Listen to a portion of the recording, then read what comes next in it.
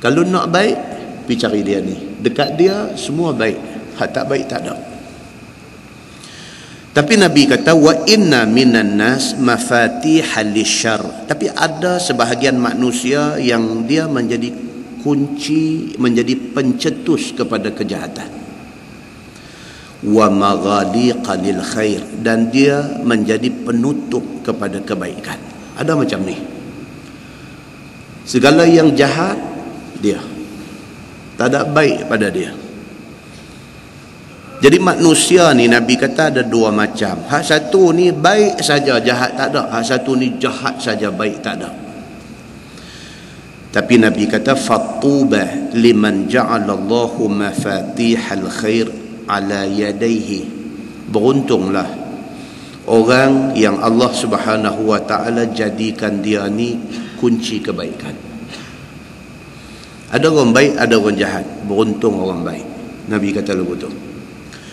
Siapa jadi orang baik, dia beruntung. Tuan-tuan, kita duk baca tasyahud dalam semayang.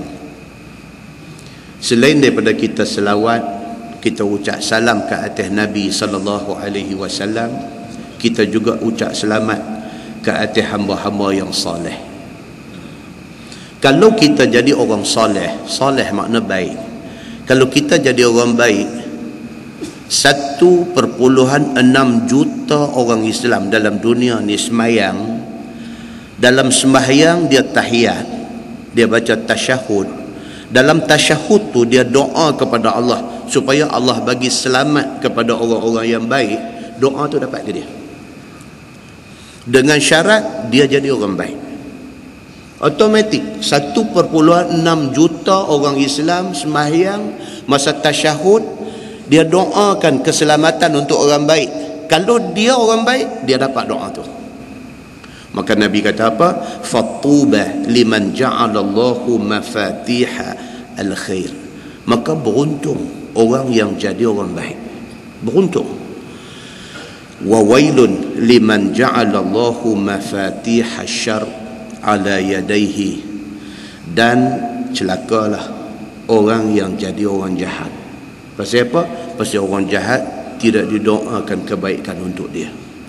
Muslimin dan muslimat yang dirahmati Allah sekalian, pemurahnya Allah Subhanahu wa taala dalam sebuah hadis riwayat daripada Ibni Abbas radhiyallahu anhuma, kata dia anin Nabi sallallahu alaihi wasallam fima yarwi an rabbih azza wa jal qala قال رسول الله صلى الله عليه وسلم إن الله كتب الحسنات والسيئات ثم بين ذلك فمن هم بحسنة فلم يعملها كتبها الله له عنده حسنة كاملة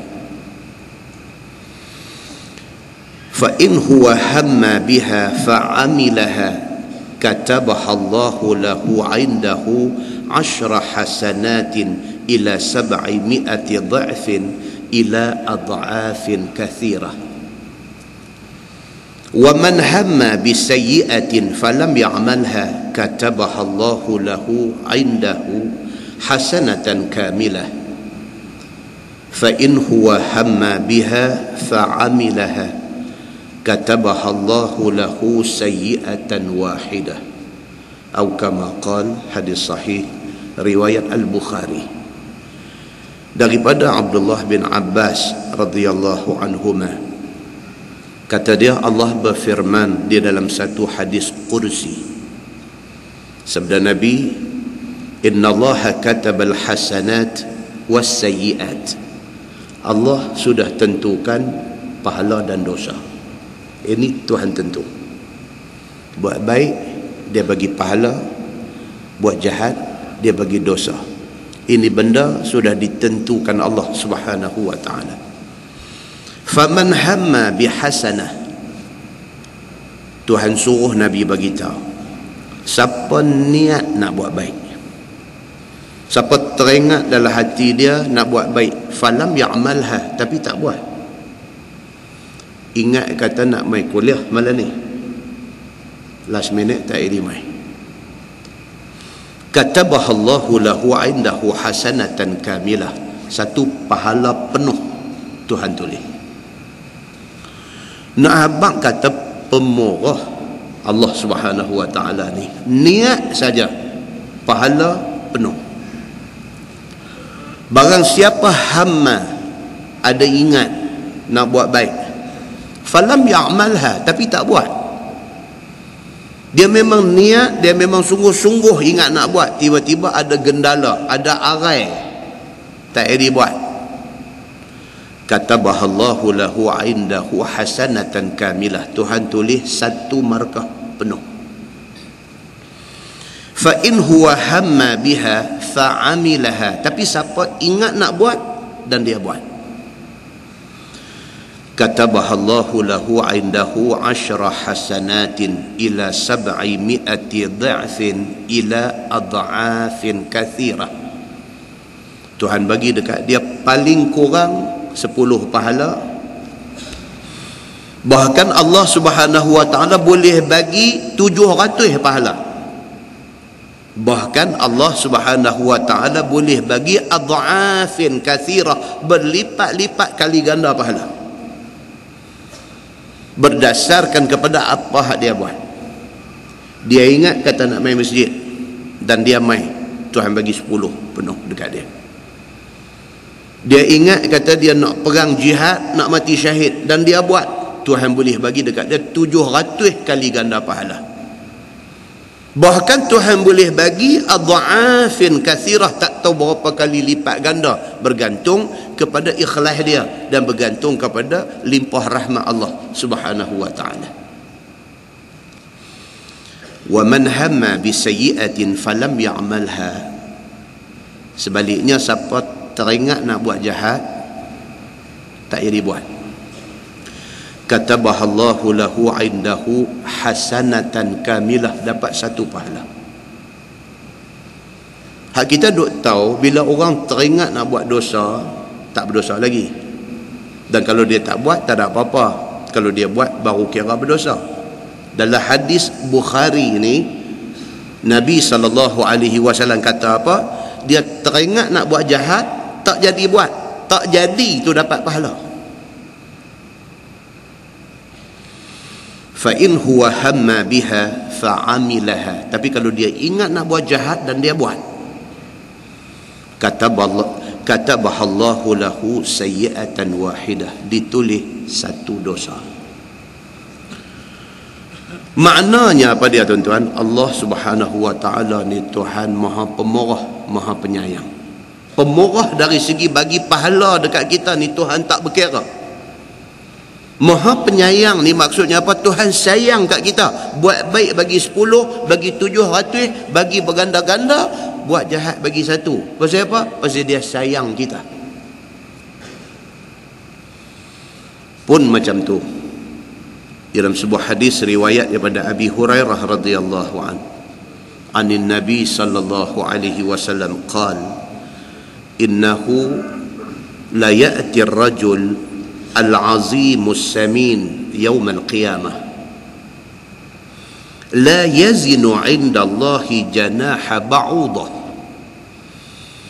iqra'u fala nuqimu lahum yawm al-qiyamati wazna. Sadaqallahu al-azim atau kama qala. Hadis sahih riwayat Imam Muslim. Daripada Abi Hurairah radhiyallahu anhu, Nabi SAW bersabda, Nabi kata akan mai ke depan Tuhan pada hari akhirat esok satu orang laki-laki al-azimus samin, yang badan besar, gemuk, mai menghadap Allah Subhanahu wa taala di hari akhirat. Samin, samin ni makna dia gemuk. Kan kita tak jumpa kawan lama, dulu sama mengaji sekolah, dulu sama universiti, tak jumpa dia lama. Masa last jumpa dia dulu kita ni rampin seluar pakai seh 30, 20 tahun tak jumpa kita pakai seh 44. Seh 44 ni double masa jumpa last dulu ni. Kawan kita bila nampak kita, dia kata, ya akhil karim antas samin. Dia kata, ya akhil karim, kawan, dia kata antas samin. Hang gemuk lah ni, samin, itu makna dia. Nabi SAW kata, innahu la ya'ti ar-rajulul azimus samin yaumal qiyamah, hari kiamat esok, satu laki-laki al-azim, besar, as-samin, gemuk pula lagi, pergi menghadap Allah Subhanahu wa taala. La yazinu 'inda Allahi janaha ba'udah. Apabila ditimbang amal dia, pahala dia tidak lebih daripada berat sebelah sayap nyamuk. Tengok ke appearance dia tu, tengok ke zahir dia tu, tengok ke dia tu dengan al-azimus samin, nampak macam orang hebat. Nabi kata apabila ditimbang amal dia di depan Allah Subhanahu wa taala, la yazinu 'indallahi janaha ba'udah. Pahala dia bila timbang-timbang nak dapat berat sayap nyamuk pun tak ada. Wal'iyazu billah. Iqra'u, Nabi kata bacalah ayat ini. Nabi kata, fala nuqimu lahum yawmal qiyamati wazna. Sadaqallahul azim. 105 surah Al-Kahfi. Nabi kata hampa baca ayat ni. Hampa baca ayat ni, inilah yang dimaksudkan oleh ayat ni. Tuhan kata apa? Fala nuqimu lahum yaumal qiyamati wazna. Namun timbangannya di sisi Allah tidak lebih daripada sayap nyamuk. Tidak ada timbangan di sisi Allah Subhanahu wa taala. Sayap nyamuk ni tuan-tuan ambil buah atas penimbang, tak bergerak jarum. Nak habaq kata dia ni tak ada apa yang dia bawa balik menghadap Allah Subhanahu wa taala. Tuan-tuan bayangkan hadis qudsi tadi. Satu orang teringat nak buat baik, tak iri baik, satu pahala. Kalau dia teringat nak buat baik, dia pergi buat baik, sama ada dia dapat 10, sama ada dia dapat 700, sama ada dia dapat berlipat-lipat kali ganda pahala. Allah saja yang tahu. Minimum 10 pahala untuk satu kebaikan. Kalau di atas dunia Allah bagi dia hidup 60 tahun, 70 tahun, 80 tahun, dia teringat nak buat jahat, tak jadi buat, satu pahala. Teringat nak buat jahat, pergi buat jahat, satu dosa. Macam tu punya pemurah Allah Subhanahu wa taala. Nabi kata ada manusia bila mati bangkit di padang mahsyar esok, timbang-timbang amalan dia seberat sayap nyamuk pun tak ada pahala yang dia bawa balik menghadap Allah Subhanahu wa taala. Maksud dia apa tuan-tuan? Hadis yang kita baca mula tadi. Nabi kata apa dalam hadis yang kita baca mula tadi? Nabi kata manusia ni macam-macam. Ada manusia, kata Nabi SAW, Allah jadikan dia ni mafatihal khair, jadi pencetus kepada kebaikan. Orang ni pahala jenuh. Sagi kitab kita nanti baca, kita nanti sebut satu orang yang dia menjadi mafatih, menjadi miftah, menjadi anak kunci kepada satu pahala yang duk generate pahala dekat dia sampai bila-bila. Orang macam ni Nabi kata apa? Fatuba liman ja'alallahu mafatihal khair. Untung orang yang di atas dunia dia menjadi pencetus, menjadi pemula, menjadi orang yang mula buka pintu kepada satu pintu kebaikan. Dia berpahala, orang yang ikut apa dia buat, dia lagi duk dapat pahala. Muslimin dan muslimat yang dirahmati Allah sekalian. Satu sahabat Nabi, nama dia Dirar bin Al-Azwar radhiyallahu anhu. Saya pergi umrah baru ni, singgah di Jordan, singgah makam dia ni. Makam Dirar bin Al-Azwar, satu sahabat yang nama kita tak pernah dengar. Tak pernah dengar. Dirar ni siapa dia ni? Bila baih sampai turun, dia kata kita ziarah satu sahabat. Nama dia Dirar bin Al-Azwar. Saya duk cari siapa dia ni, tak pernah jumpa dia ni. Kubur dia ada di Jordan. Lepas daripada Jordan Valley, lembah Jordan tu, jumpa kubur dia. Dirar bin Al-Azwar radhiyallahu anhu. Kata dia, ataitu Nabiya sallallahu alaihi wasallam faqultu umdud yadak. ubayi'ka 'ala al-islam. Qala Dirar, summa qultu taraktu al-qidah wa 'azf al-qiyan wal khama wa karril muhabbar fi ghamrah wa hamli 'ala al-musyrikin al-qitala fa ya rabbi la ughbanan safqati faqad bi'tu mali wa ahli wa ibtilala.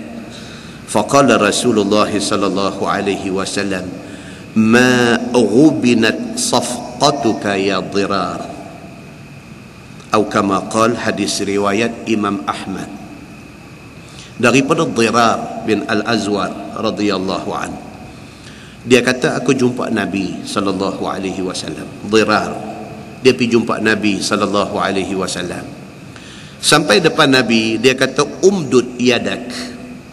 Dia kata dekat Nabi, ya Rasulullah, suamai tangan, hulurkan tangan Tuan. Umdud yadak, bentangkan tangan Tuan. Ubayi'ka 'ala al-islam, aku nak bai'ah, aku nak janji taat setia, aku akan berjuang untuk Islam. Ni Dirar ni. Qala Dirar, summa qultu taraktul qidah. Di depan Nabi dia confess, dia luah segala benda hak dia duk biasa buat sebelum ni. Dia luah habis segala jahat dia di depan Nabi sallallahu alaihi wasallam.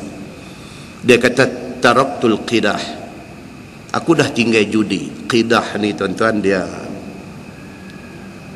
asal dia makna dia macam bekas, macam mangkuk. Kan kita baca hadis Nabi nak wafat, waktu duduk dekat dengan Aisyah radhiyallahu anha, Aisyah kata Nabi nampak lorat, nampak sakit sungguh dekat nak wafat ni. Nabi minta ayam, dibawa mai ke depan Nabi satu qadah. Qadah ni maksud satu bekas, satu mangkuk, satu besen ayam. Nabi celup tangan dia dalam ayam tu, Nabi sapu di muka. Itu qadah asalnya. Dimaksudkan dalam hadis ni al-qidah ni sejenis judi yang menggunakan bekas macam tu, dia panggil qidah. Bila Dirar pergi depan Nabi sallallahu alaihi wasallam, dia kata ya Rasulullah, suamai tangan, aku nak berjanji kepada Tuan yang aku apa pun lepas ni aku kira untuk Islam. Dia kata dekat Nabi taraktul qidah, judi aku tinggal habis. Maknanya sebelum ni dia kaki judi, aku tinggal dah judi ni. Wa azfal qiyan, aku tinggal dah segala keseronokan menyanyi dan penyanyi. Azfa ni maksudnya muzik tu, muzik tu dia panggil azf. Al-qiyan qainat, apa penyanyi. Tuan-tuan kita baca hadis apa Nabi kata iza fa'alat ummati 15 khaslah halla bihal bala. Apabila umat aku buat 15 perkara ni, halal bala Tuhan nanti turun. Di antara 15 perkara tu Nabi kata apa? Wal qainat wal ma'azif, wattukhizatil qainat wal ma'azif. Apabila umat menjadikan al qainat, penyanyi-penyanyi wanita, wal ma'azif, dan juga alat-alat muzik dijadikan pujaan, dijadikan idola mereka, bala Tuhan nanti mai. Ini Dirar bin Al-Azwar bila dia pergi depan Nabi, dia habaq benda ni, dia kata ya Rasulullah, taraktul qidah, judi semua aku tinggal dah. Wa azfal qiyan, aku tinggal dah ni segala ma'azif, segala muzik, al-qiyan, segala menyanyi semua, poco-poco ni semua tinggal habis. Dia kata aku tak mau dah benda ni semua. Wal khamr, arak, aku tinggal dah. Dulu aku complete package ni semua. Aku ada judi, aku ada minum arak, aku berseronok, aku mabuk, dulu aku macam tu. Wa karril muhabbar fi ghamrah, kembalikan kepada aku baju perang aku. Dia kata dulu dia duk perang di sebelah musuh Islam, hari ni dia nak dengan Nabi sallallahu alaihi wasallam. Bagi mai balik, dia kata baju perang aku. Wa hamli 'alal musyrikin al-qitala, dia kata bekalkan kepada aku benda-benda ni semua untuk aku berjuang melawan musuh. Dia kata Faya Rabbi la ughbanan safqati. Dia kata, wahai Tuhanku, mudah-mudahan aku tidak tertipu dengan habuan yang bakal aku dapat nanti. Aku tinggal benda-benda ni semua, aku pegang Islam, aku akan dapat pahala. Mudah-mudahan pahala ini tidak menipu aku. Dia kata, aku tak mau, tuan-tuan, ramai tuan-tuan, orang merapu berubah jadi elok, merapu balik. Ramai. Bukan di Malaysia, bahkan di seluruh dunia. Merapu ni tak ada contoh punya merapu, tak tahu berubah ni sampai kita takut tengok. Berubah dia tu sampai kita jadi takut tengok. Lebih pada kita pula punya berubah. Tak lama Tuhan cabut balik benda tu, patah balik, dia teruk pada hak awal dulu lagi. Ada kes-kes macam ni ada. Pasal apa? Wallahu a'lam. Ada sebahagian tak boleh cari makan. Dia duk cari makan dengan cara tu. Bila dia tinggal benda tu, dia nak kepada Islam hak sungguh-sungguh ni, tak boleh cari makan. Nak belah anak bini tak ada duit, akhirnya patah balik. Ada macam ni. Tu sebab kita bila tengok orang hak macam-macam ni berubah, tolong doa kat dia. Tolong doa dekat dia, minta, ya Allah ya Tuhanku, kekalkanlah Islam dan iman pada aku dan pada dia ni. Kita sendiri pun kena minta juga, ke dia pun minta juga. Pasal apa? Takut. Tak lama masa tinggal tu habis, tengok-tengok dia start balik, rambut terojan mai balik rambut tu. Pasal apa? Bila disiasat-siasat, suruh sudah miss. Pasal itulah punca cari makan dia. Wal'ayazubillah. Jadi Dirar bin Al-Azwar, dia pergi depan Nabi, dia kata, ya Rasulullah, aku tinggal habis dah benda ni, mudah-mudahan pahala hak aku nak dapat ni tidak menipu aku. Dia kata, faqad bi'tu mali wa ahli ibtidalah. Dia kata, ya Rasulullah, aku jual harta keluarga aku dan sebagai ganti aku mengharapkan pahala dan keredaan Allah. Ni aku tinggal ni, segala dunia glamour aku ni aku tinggal habis, aku mengharapkan pahala dan keredaan Allah Subhanahu wa taala. Nabi sallallahu alaihi wasallam bila dengar macam ni, faqala Rasulullah sallallahu alaihi wasallam, ma ghubinat safqatuka ya Dirar. Nabi kata, wahai Dirar, apa yang hang hilang nu dia sebut tadi, keseronokan dia, glamour dia, apa semua, apa yang hang hilang itu sama sekali tidak akan merugikan kamu. Nabi kata, pasal apa? Pasal hang dapat ni Islam dengan iman ni bukan boleh dinilai dengan harga apa pun di atas dunia ni. Muslimin dan muslimat yang dirahmati Allah sekalian, itu sebab kita kena selalu doa, Rabbana la tuzigh qulubana ba'da iz hadaitana wa hab lana min ladunka rahmah innaka antal wahhab. Itu doa Nabi. Rabbana, wahai Tuhan kami, la tuzigh qulubana, janganlah engkau gelincirkan hati kami, ba'da iz hadaitana, setelah engkau bagi hidayah kepada kami, wahab lana min ladunka rahmah, dan bagilah kepada kami dari sisi engkau belah kesian. Kesianlah ke kami ni, dulu kami teruk, ni baru sedap. Kesianlah ke kami, jangan balik kami ke zaman tu. Wahab lana min ladunka rahmah innaka antal wahhab. Ya Allah, engkaulah Tuhan yang maha memberi. Tuhan boleh bagi hidayah, tidak ada orang lain boleh bagi. Dialah Tuhan yang maha memberi. Hidayah tu dia dah bagi ke kita, jangan dia gelincirkan kita daripada hidayah yang dia dah bagi.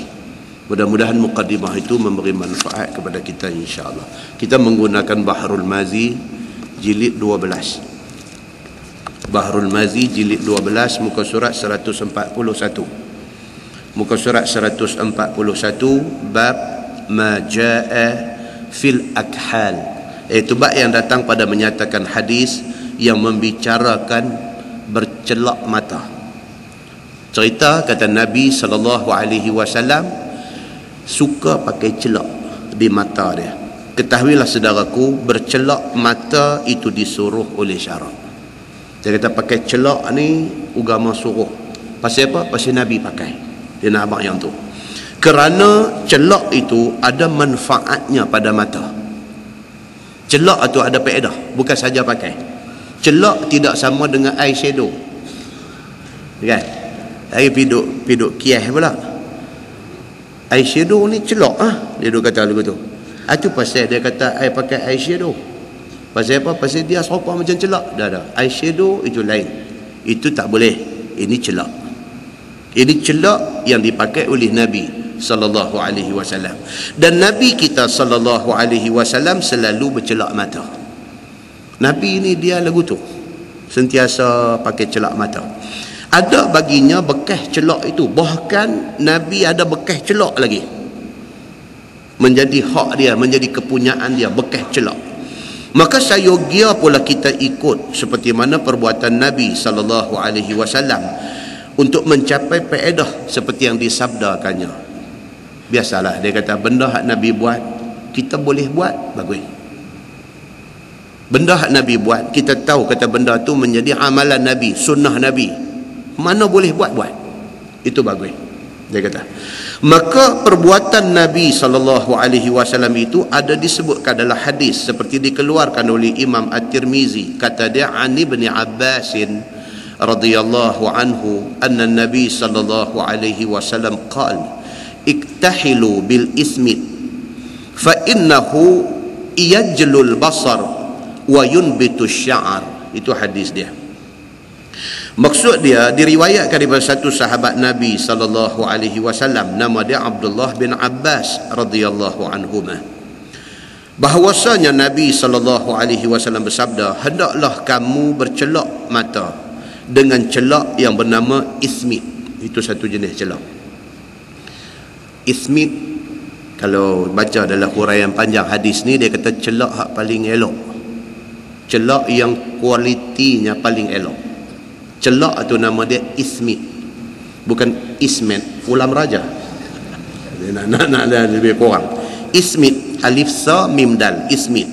Ataupun kata Syekh Idris Al-Marbawi, celak ismit. Ismit itu ialah batu Sarawak, dia kata. Bercelak itu boleh palitkan 3 kali sebelah kanan, 3 kali sebelah kiri. Nabi pakai lagu tu. Dia ambil, dia sapu balik kanan 3 kali, dia sapu balik kiri 3 kali. Macam tu. Kerana bercelak dengan ismit itu boleh menjelahkan ni bagi terang, boleh terangkan pemandangan mata. Itu yang kata faedah tu.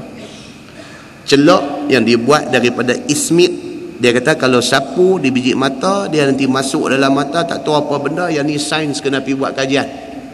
Sains kena pergi buat kajian tentang benda ni. Macam yang berbahagia Dr. Daniel kita rajin duk tulis buku apa, duk cerita pasal sains dan Islam apa semua. Itu kajian. Itu kajian. Bila baca hadis kata kita bila minum air ni tak mau duk menapai. Ada hadis larang bila kita minum air tak mau duk menapai, duk lepas carbon dioxide masuk di dalam air ni. Nabi kata tak usah buat macam tu. Nabi tak terang lanjut. Sains kena pergi buat kajian. Apa hal carbon dioksida ni, apa tindak balas dia dengan air H2O. Air ni H2O yang kita duk release keluar tu carbon dioksida. Dua benda ni bila bertemu dia nak jadi apa?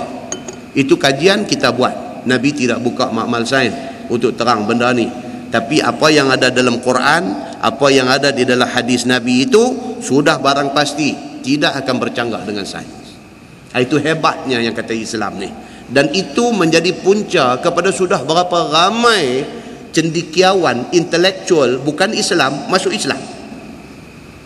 Mereka study pasal Quran, mereka study pasal hadis Nabi, dan mereka adalah orang yang ahli di dalam bidang tu. Dia ahli dalam biologi, dia kaji ayat Quran yang cerita tentang cap jari tangan manusia. Bila dia kaji, dia kata biar betul apa yang Quran kata ni. Dia kaji lagi dengan niat mula dia nak condemn apa yang Quran kata. tapi akhirnya dia menemui kebenaran, dan akhirnya dia tak boleh nak tipu diri dia, dan akhirnya hidayah mai kat dia, dan akhirnya dia jadi orang Islam. Kan kita baca cerita Dr. Maurice Bucaille, Perancis ni, begitu jadinya. Orang macam ni bila dia masuk Islam, dia masuk Islam dengan ilmu, kerana dia meyakini kebenaran Islam ini yang ada dalam Quran, dalam hadis ni, dari sudut ilmu yang dia belajar. Bila dia masuk Islam, jangan siapa nak main goyang dia. Keyakinan dia cukup mantap, cukup konkret.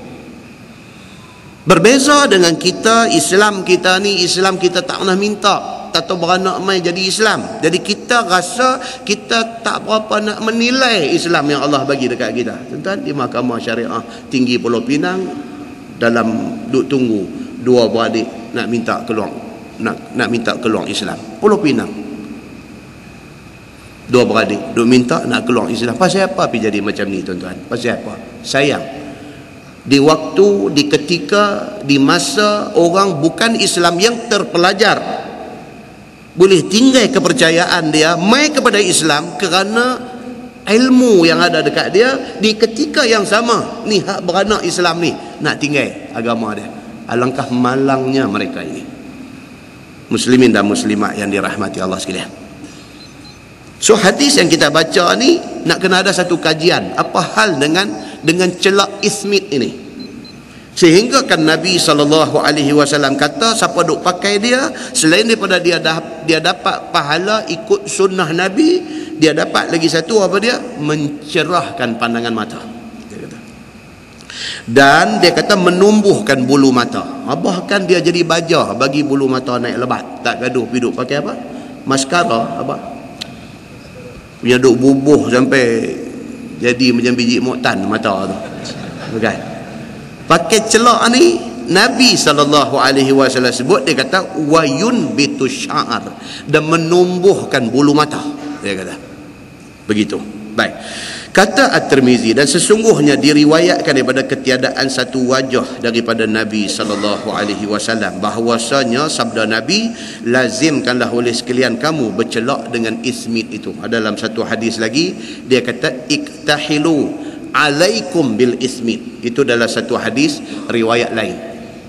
Alaikum bil ismit, maka hendaklah kamu pakai celak mata ismit ini, kerana ia memberi cerah akan mata dan menumbuhkan bulu pada pelupuk mata. Dan kata Ibnu Abbas bahawasanya Nabi SAW ada baginya bekas celak Nabi ni. Sampai hari wafat dia ada duk simpan satu bekas celak mata, kepunyaan Nabi SAW. Dan bercelak Nabi SAW dengan dia pada tiap-tiap malam. Nabi pakai nak tidur, Nabi pakai celak mata. Begitu. Dia kata 3 kali dipalitnya sebelah kanan dan 3 kali dipalitnya sebelah kiri. Katanya, dan pada bab ini ada riwayat daripada Jabir dan Ibni Umar, dan bermula hadis ini hasan lagi gharib. Tajuk baru dia kata bab fin nahyi an ihtimali as-samma wa ihtiba'i fi thawbil wahid. Itu bab yang datang pada menyatakan hadis yang menunjukkan tegah ataupun larangan selimut yang gulung badan di dalamnya. Ini yang kita duk gazet 2 bulan dah tak boleh nak baca ni, malam ni dia baru nak baca. Tegah duk dalam satu kain gebang ataupun kain selimut, kira lagu macam tepung bungkus lagu tu yang dalam tu, tak ada pakaian apa, satu seluang apa pun tak ada. Kot nak ada satu seluang Superboy pun tak apa dah, seluang Superboy pun tak ada, seluang Superman pun tak ada, apa pun tak ada, tepung bungkus tu aja dengan kain selimut tu aja. Ni tajuk malam ni. Dia kata dan juga ditegah duduk ihtibak di dalam kain sehelai. Ihtibak ni duduk apa? Duduk di atas lantai ni, berdiri lutut naik 2 macam tu. Lepas tu peluk lutut, lalu tu buh dagu atas lutut. Tu dia panggil al-ihtibak dalam bahasa Arab. Ataupun dia kata duduk muhtabi, dia kata. Kan dalam hadis kata Nabi SAW, sahabat kata dia tidak pernah tengok Nabi nampak sangat khusyuk, melainkan dia kata lepas sembahyang subuh. Lepas sembahyang subuh, Nabi duduk di dataran Kaabah tu, Nabi duduk ihtiba. Nabi duduk, angkat lutut naik dua lagu tu, Nabi peluk lutut dia, mata Nabi duduk tengok Kaabah tu. Keadaan Nabi tu dilihat oleh sahabat sangat khusyuk. Itu duduk ihtiba ataupun duduk muhtabi. Dan duduk itu dilarang ketika khutbah. Waktu khutbah kalau duduk lagu tu makruh, ada larangan dia. Dalam keadaan biasa, dalam keadaan lain duduk macam tu tidak dilarang. Bahkan Nabi SAW ada duduk begitu. Baik, so yang dilarang ni apa dia? Dia kata duduk tidur bungkus dengan kain gebang ataupun kain selimut, dalam lagu tak ada apa. Ataupun yang kedua, duduk macam tu, duduk berdiri lutut, duduk peluk lutut tu, pakai kain pelikat selai aja lagu tu ya, tutup lagu tu. Macam dulu, minta maaf lah. Dulu kan, dulu lah tak ada dah. Dulu orang-orang laut, orang-orang duduk tepi pantai, dia nak pergi tambah pelaburan di tepi pantai. Inilah kedudukan dia. Satu kain pelikat ya, dia turun pergi, dia beralih kiri, beralih kanan, dia kata line clear. So satu kain pelikat dia bubuh bagi nampak kepala macam penyu bertelur tu saja, maka dia pun bertelur di situ. Siapa pula nak pi atas niat yang sama, tak, masa tu tak cerah lagi.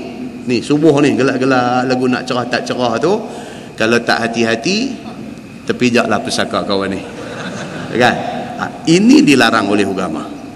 Bukan larang pi tambah pelaburan tu dah. Larang tu pi selai kain saja tu turun pi tu dilarang. Dia kata duduk berangkung di dalam sehelai kain. Ketahuilah saudaraku, dia kata dua macam rupa kelakuan menggunakan pakaian yang ditegah syarak. Yang pertamanya istimalus samma, iaitu berselimut dengan selai kain seperti kain gebang, dia kata, dan tiada atas badannya apa pakaian pun selain daripada gebang itu. Nah, abang kata koboi lagu tu aja kan, dia kata itu ditegah, iaitu digulungkan gebang itu ke badan dia dengan tangan sebelah sampai ke bahu. Nak abang ni nak kata selimut ni, selimut habis satu badan ni, dan tinggal sebelah tidak bergulung sama, duduk dalam kain gebang tu, sama ada dua-dua tangan duduk dalam selimut ataupun satu tangan duduk luar selimut, satu lagi duduk dalam selimut. Dia kata itu keadaannya. Baik, dia kata ataupun digulungkan gebang ke badannya sekali dengan dua-dua belah tangan duduk dalam kain selimut itu, maka tiada sesuatu keluar daripada golongan itu. Duduk bungkus dalam kain selimut, dia saja duduk dalam tu. Tak boleh, dia kata begitu. Maka kelakuan yang demikian itu ditegah oleh agama. Bermula dalilnya adalah hadis yang dikeluarkan oleh Imam At-Tirmizi. Kata dia an Abi Hurairah anna Nabi sallallahu alaihi wasallam naha an libsataini. Satu as-samma, dia kata. Diriwayatkan daripada satu sahabat Nabi sallallahu alaihi wasallam, nama dia Abu Hurairah radhiyallahu anhu, bahawa Nabi sallallahu alaihi wasallam menegah daripada dua jenis pakaian. Libsataini, libas ni makna pakaian. Kan kita abang itu ni, tu yang orang putih buat seluar, dia nama Levi's. Levi's tu asal bahasa Arab libas. Melayu dia sepak takraw, dia libas juga. Nanti libas Melayu, libas Arab pakaian, libas orang putih seluar jin. Tiga bangsa pakai satu nama tu. Baik, so dia kata ada dua jenis pakaian libsataini yang ditegah, iaitu yang pertamanya gulung badan dalam satu kain gebang, satu kain selimut, seperti yang disebut keterangannya di atas tadi. Yang tu tak boleh. Baik, menggulung semua badan dengan umpama gebang, itu ditegah oleh syarak, tak boleh. Kata Imam Nawawi di dalam Syarah Muslim, telah berkata ulama, jika menggulung semua badan dengan kain gebang itu sehingga tidak ada apa satu keluar daripada tangannya, maka itu makruh. Gulung semua sekali sampai dua-dua tangan semua duk tutup, makruh, dia kata. Kerana apabila datang masa mau menggunakan tangan, maka sudahlah payah mengeluarkannya. Bila dia main terkejut tergempak nak guna tangan duduk dalam kain selimut, jadi payah. Entah kan datang nyamuk gigit ataupun tebuan tanah datang sengat. Contoh dia buat contoh ni, duduk bungkus dalam kain selimut lagu tu, tebuan nak main ketit, dengan dia nak bawa keluar tangan, dia kata payah. Jadi dia kata buat apalah kita pergi buat benda nak bagi payah ke kita sendiri. Begitu. Maka bagaimana mau menggunakan tangan dengan cepat kalau dua-dua tangan duduk dalam kain selimut? Ataupun jika digulung gebang itu ke badan, kemudian diangkat sebelah naik ke bahu dan sebelah tangan keluar, maka badan semua bertelanjang di dalam gebang itu, maka haram yang demikian itu memakainya. Kalau sampai tak ada apa duduk dalam tu, itu haram. Tuan-tuan, lebih-lebih lah ni zaman tsunami ni. Lagilah pula pukul 3 pagi kita istimalu sommak.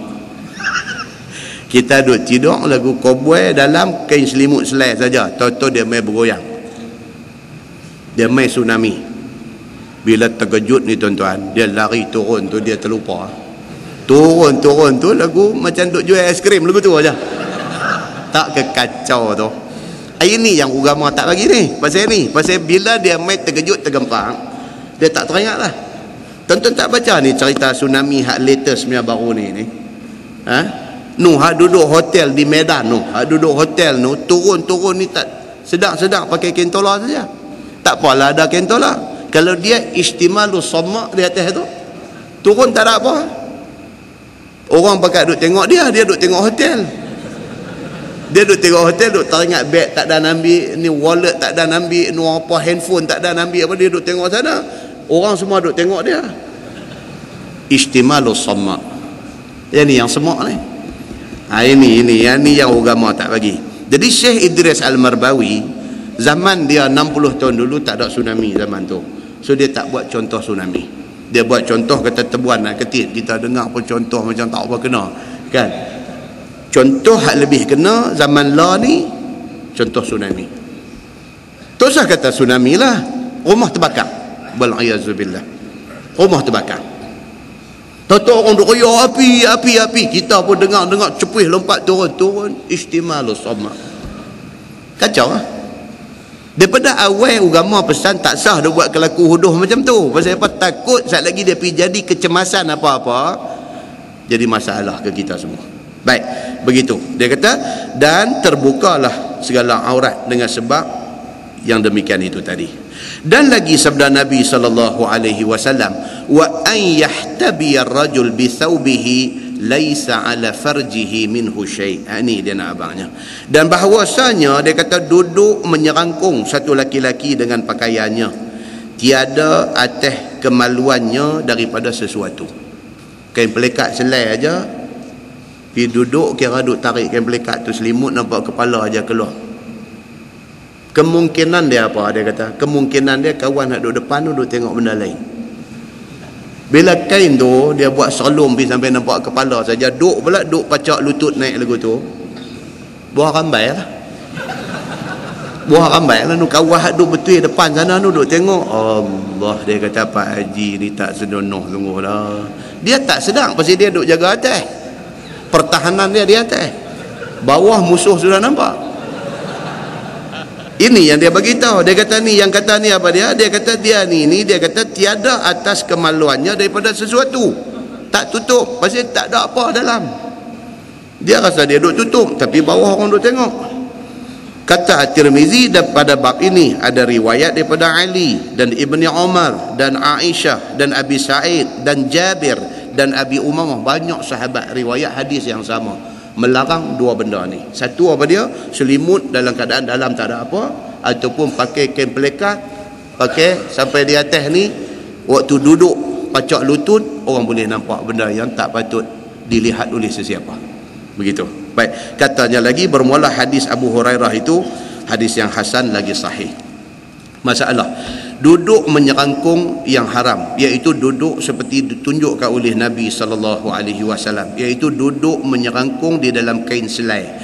Misalnya satu orang yang memakai kain pelekat ataupun baju kurung panjang, pakai jubah cantik dah tapi dalam tak ada apa. Ini tak senonoh betul. Jangan duk main masjid malam ni dia buat lagu ni. Jubah ni jubah lah, dalam modok ada juga lah pertahanan lain. Dia kira jubah tu aja selai. Oh kacau tuan-tuan, kita nak bayang pun takut. Kawan hak semayang belakang ni, tu cerita panjang tu. Tak elok lagu tu. Tak elok, jangan duk buat kelaku macam ni. So ni dia beritahu, dia kata satu orang yang pakai kain pelekat saja ataupun pakai baju kurung panjang, maksudnya kamis jubah ni saja, dan tiada memakai celana dari dalamnya, seluar apa pun tak ada. Dia kata tiba-tiba dudukkan pungkur dia tulis di sini, pawonga kat wara. Kan ni pasal Syekh Idris Al-Marbawi ni orang utara, jadi bahasa dia tu bahasa utara. Kita orang Penang ni dengar, maka didudukkan pungkur sedap kita dengar, tapi orang KL dengar apa pungkur pula kata begitu kan. Ini bahasa dia orang utara, jadi kita kena respect dia kan. Dia kata tiba-tiba dudukkan pungkurnya di atas bumi serta mendirikan dua lututnya di dalam kain pelekat itu, dan boleh meletakkan dagunya ataupun dua lengannya di atas dua lututnya. Maka duduk yang demikian itu, jikalau terbuka sedikit auratnya, jadi haram. Kain pelekat dia buh sampai tang ni, hak nak terbuka tang mana? Itu ya soalannya. Atas tak terbuka lah, pasal dia selimut macam tu, bawah nanti buka. Maka terbuka aurat itu haram, kerana selalu orang yang duduk begitu jadi menyungguh dia, nampak kemaluannya daripada hadapan jika tidak memakai seluar. Jadi depan tu dia kata free show, dia kata kita dapat hari ni kan, hak nak tengok, hak tak mau tengok leceh. Adapun jika ada memakai celana, kalau ada pakai seluar, terpelihara ia daripada itu.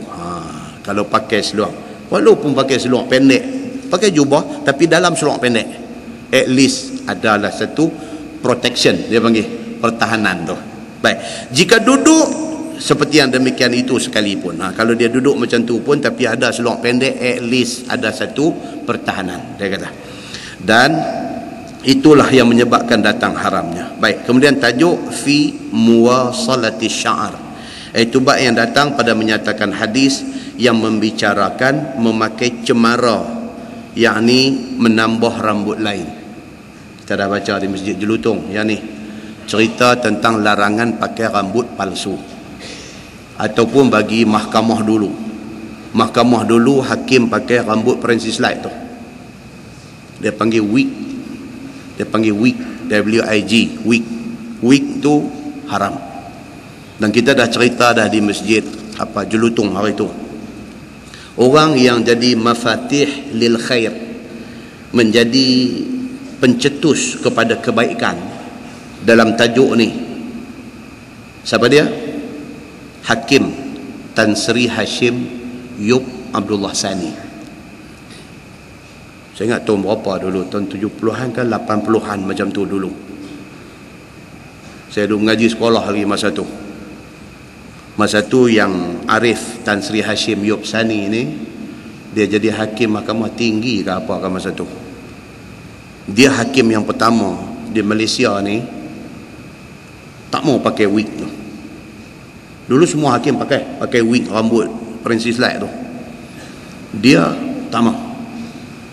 Mungkin dia zaman tu dia duk pergi mengaji, dia jumpa hadis ni dan dia tak mau buat benda tu. Dia menjadi pencetus, menjadi pemula kepada kebaikan. Sebab apa? Sebab pakai wig itu haram. Ini sekali kita nanti baca apa hadis dia yang kata benda tu haram. Sekian lama semua hakim pakai, mai tang dia tahu pakai, dan dia ubah daripada pakai wig tu, hakim pakai tu. Kalau hakim mahkamah tinggi dia pakai lagi panjang, kalau hakim mahkamah ni pakai pendek lagu tu. Dia ubah daripada wig, dia pakai songkok. Jadi satu kejutan pada masa tu dalam institusi kehakiman Malaysia, satu kejutan. Pasal apa? Pasal mahkamah kita exactly duplicate British punya sistem.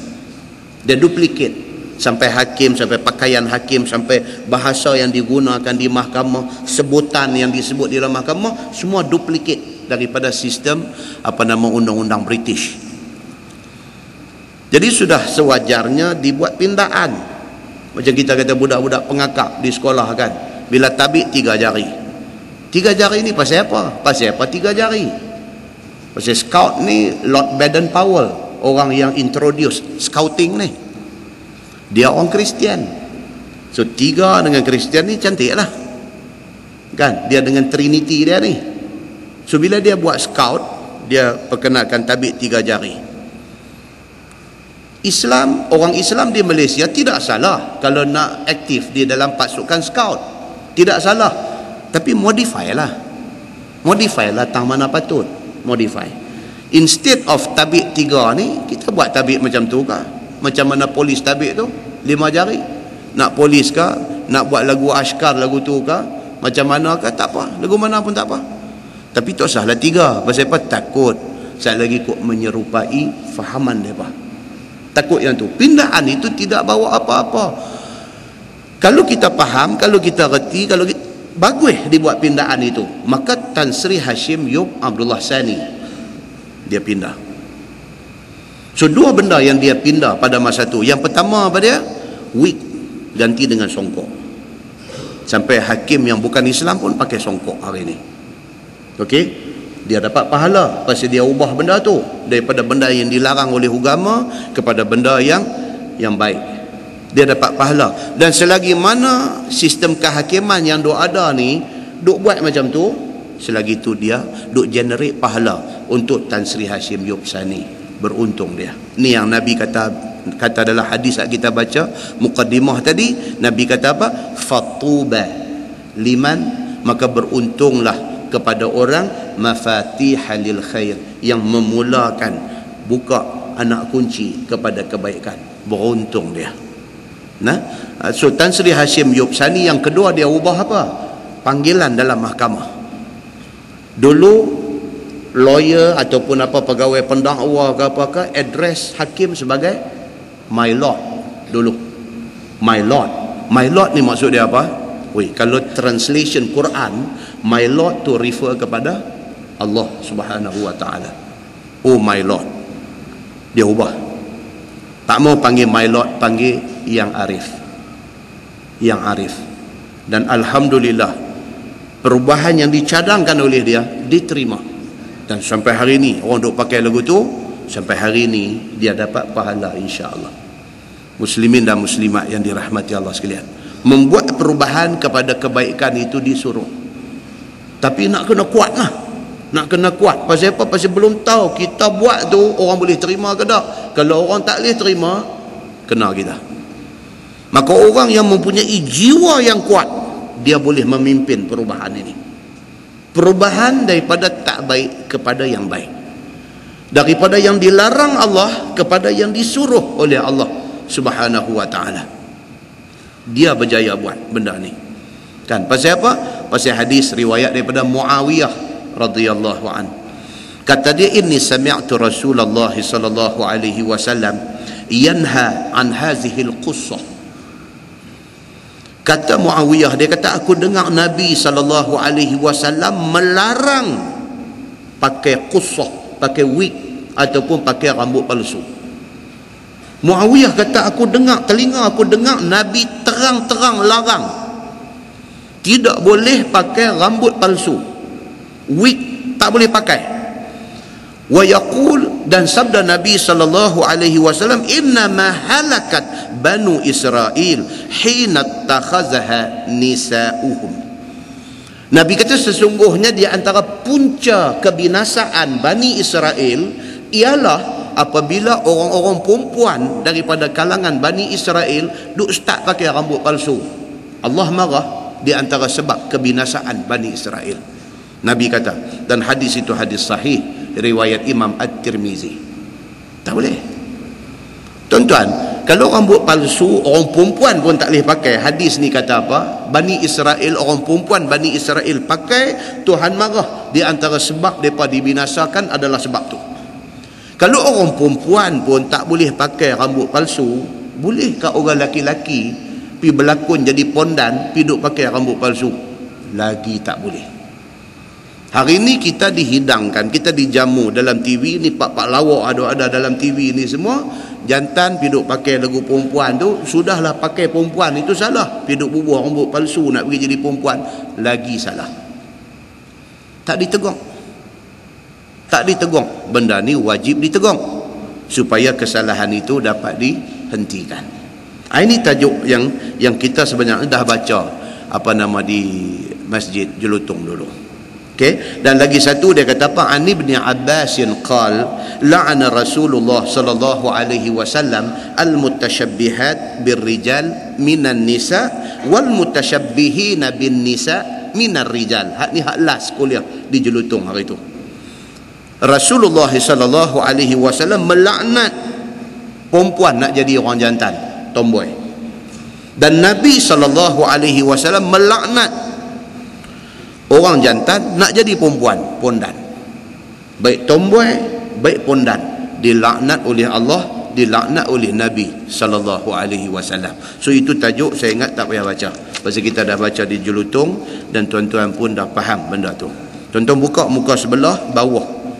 Perenggan yang second last, yang tu kita baca. Pasal ada satu benda yang kita nak kena tahu. Muka surat sebelah, perenggan dua daripada bawah. Masalah dia kata memakai rambut palsu dengan rambut yang bukan daripada anak Adam. Kalau rambut palsu tu dibuat daripada rambut manusia, terang tak boleh. Baik, now rambut palsu tapi bukan dibuat daripada rambut manusia, dia buat pada benda lain.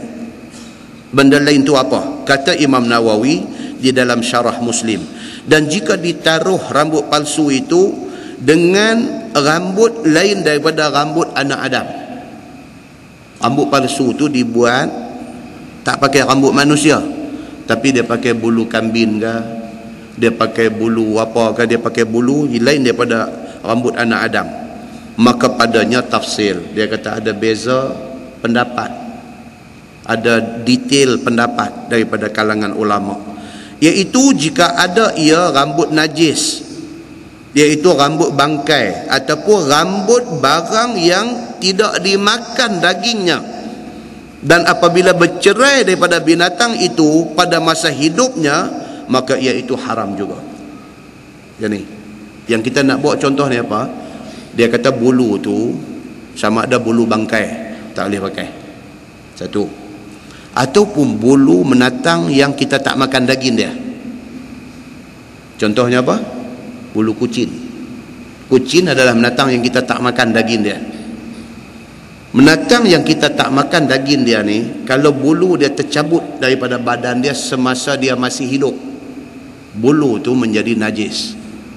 Yang saya nak bawa hanya apa dia? Kita duduk semayang, kucing main di kaki kita. Bulu kucing tu lekat di kain kita. Bulu kucing tu terkeluar daripada badan dia, lekat di kain kita. Apa hukum bulu tu? Najis. Ni hak kita baca ni. Pasal apa? Pasal dia adalah bulu daripada binatang yang kita tak makan daging dia, kucing lah.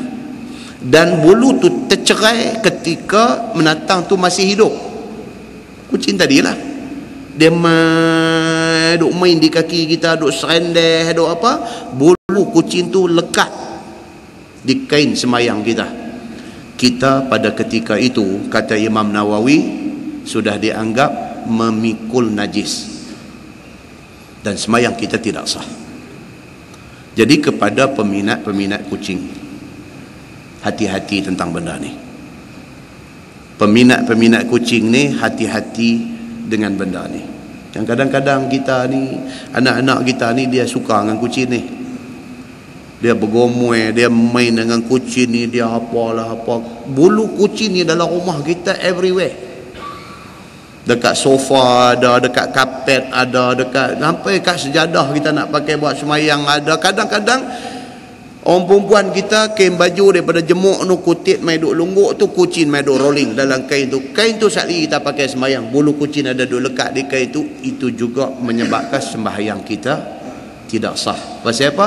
Ada bulu kucing terlekat di pakaian sembahyang kita.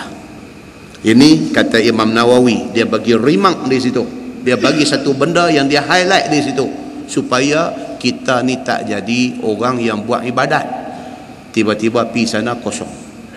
Pasal apa? Pasal ibadat kita tidak comply dengan yang dikehendaki oleh syarak. Itu nak kena jaga. Nah, baik. Tuan-tuan tengok sebelah tu. Sebelah tu dia sambung lagi, yang kita baca dah di Masjid Jelutong tu, dia kata juga dilarang dalam hadis itu ialah orang yang tattoo badan. Orang yang tattoo badan dia. Dia pergi duk buat bentuk gambar burung merak, gambar perempuan apalah, pergi buat gambar ulang dan sebagainya. Tattoo badan ini dilarang oleh agama. Bahkan dia kata apa? Tattoo badan ni kalau dibuat semasa dia jahil, tak reti agama. Bila satu masa esok dia ditakdirkan reti agama, benda tu dah ada di badan dia, buat masa jahil. Dia kata apa di sini? Dia kata wajib dihilangkan selagi mana tidak membawa kepada kemudaratan. Kalau boleh bagi hilang, kena bagi hilang. Tapi kalau nak bagi hilang tattoo tu boleh membawa kepada hilang nyawa misalnya, ketika itu dimaafkan, tetapi hidup dalam berdosa. Nampak tuan ni budak-budak muda kita hari ni kadang-kadang lah sakit kepala duk fikir pasal depa ni. Sakit kepala. Duk naik motor, duk merempit depan ni, baru ni dalam TV3 duk tunjuk ni, duk minta litar khas untuk depa nak naik motor ni.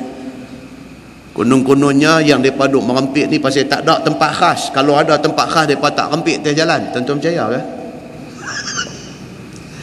Kononnya hak duk rempit ni pasal tak ada tempat khas. Kalau kerajaan buat tempat khas, tak ada lah masalah rempit ni. Tuan-tuan percaya ke? Buat tempat dia rempit, dia pergi lah seminggu dua dia pergi, lepas tu atas jalan juga dia mau. Pasal apa? Lebih mencabar. Pasal sini ada roadblock polis, dia boleh duk rempuh polis dah, dia syok yang tu. Ni sakit jiwa ni.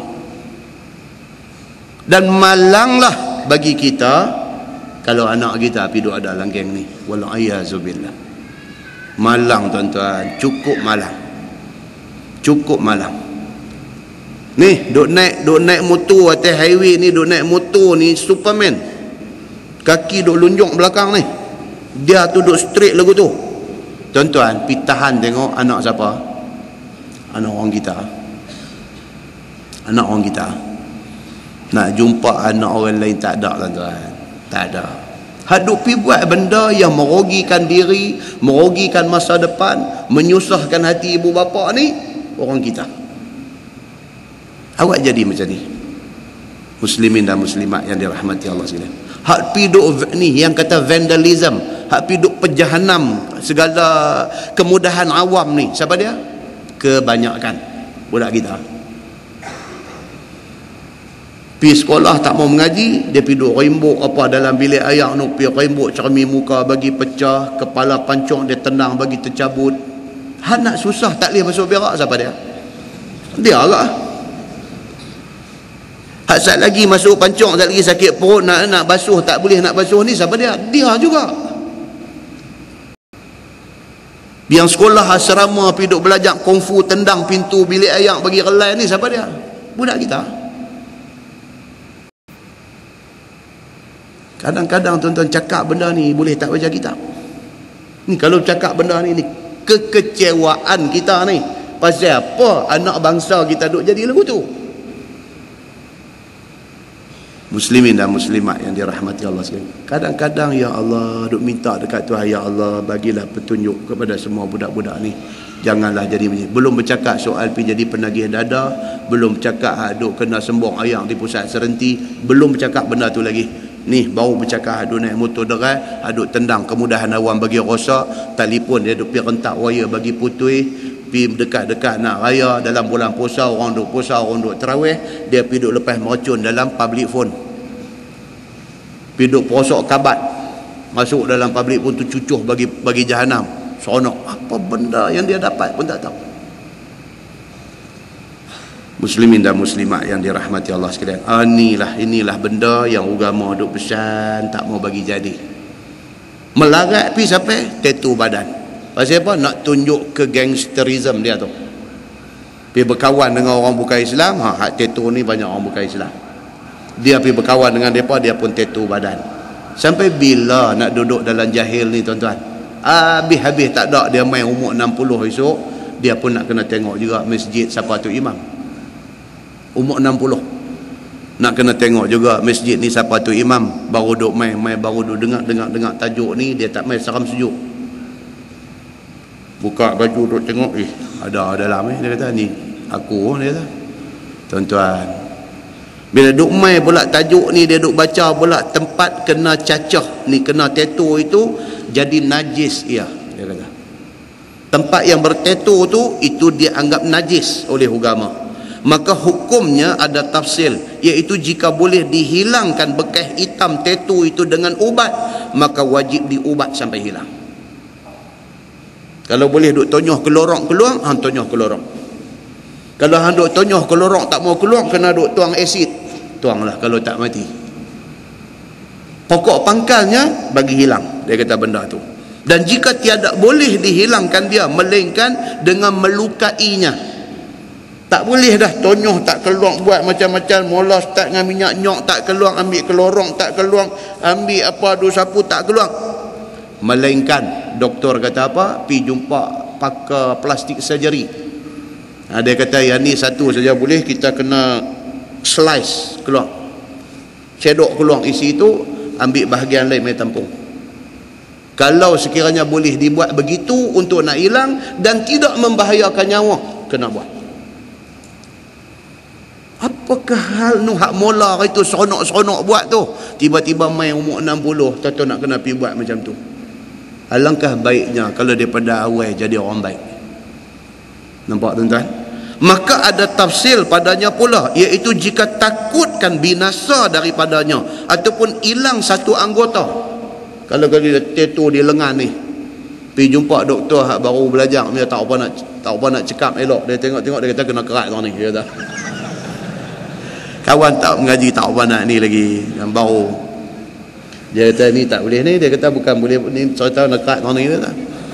Dia kata kalaulah nak buat tu sampai menyebabkan hilang satu anggota ataupun tidak boleh digunakan anggota yang terpotong itu, ataupun jadi cacat yang keji pada anggota zahir.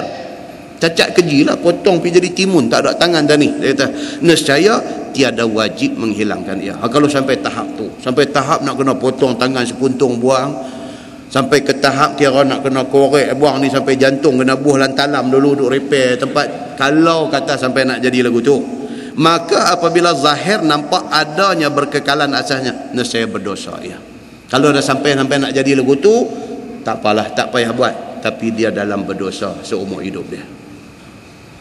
Tuan-tuan, apa punya malang kesilapan zaman muda membawa sesalan di hari tua.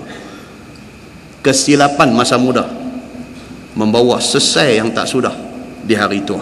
Dan jika tiada berkurangan hilangnya dengan ubat atau sebagian tersebut itu, nescaya lazim atasnya menghilangkan juga, dan bernamalah ia derhaka kepada Allah. Selagi mana dia tak boleh nak hilangkan benda tu, dia berdosa kepada Allah, melainkan dia taubat dengan taubat nasuha. Kalau Allah nak terima, itu habuan dia. Muslimin dan muslimat yang dirahmati Allah sekalian. Baik, kemudian dia kata fi rukub al-mayasir, iaitu bab yang datang pada menyatakan hadis yang membicarakan naik duduk di atas rengka ataupun pelana sutra. Ni dulu orang naik unta, orang naik kuda, orang naik kaldeh, hak duk lapik di atas tu dia panggil mayasir. Tu pelapik. Pelapik tu mayasir. Mayasir ni pelapik yang dibuat daripada kain sutra. Boleh tak boleh kita guna pelapik kain tu kain sutra? La kaita lah. Kaita kita sayang dia punya cushion, kita ambil satu pelapik buh di situ. Pasal apa? Pasal nak jaga cushion tu. Takut selagi budak-budak naik makan aiskrim tumpah kotong, nak cover dengan satu pelapik. Boleh tak boleh pelapik itu kain yang dibuat daripada sutra? Itu tajuk dia. Boleh tak boleh? Pakai kita tahu kita tak boleh. Ni nak buat pelapik, boleh ke tak boleh? Ketahuilah saudaraku, naik kuda atau naik gajah atau naik unta tak dapat tidak dengan rengka ataupun sesila. Dia kata kena buh pelapik. Macam kuda dia buh pelana. Pelana tu boleh tak boleh? Maka orang ajam maksudnya orang bukan Arab, bukan orang Bagajam.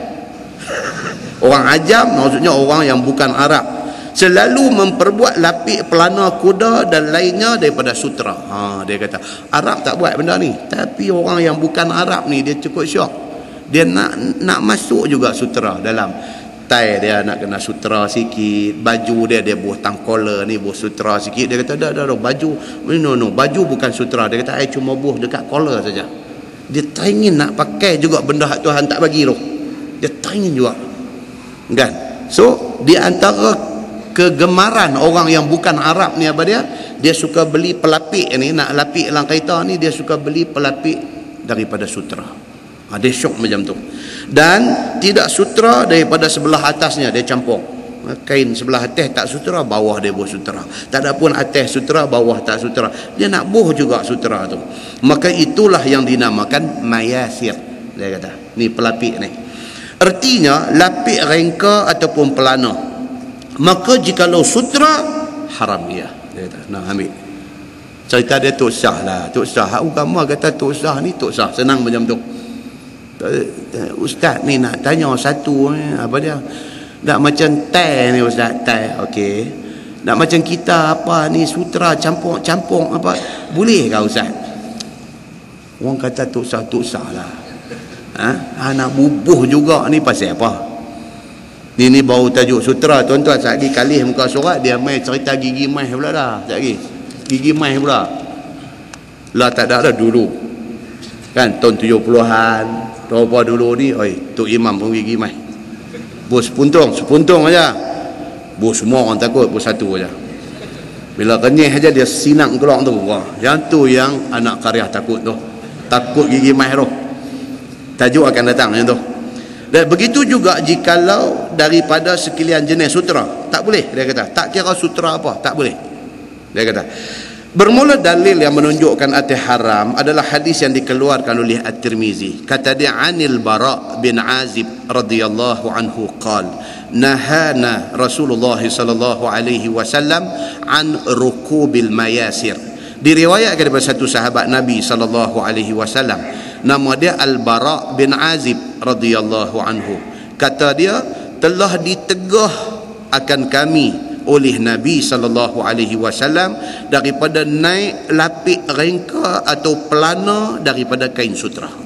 Clear hadis tu. Dan hadis tu hadis sahih.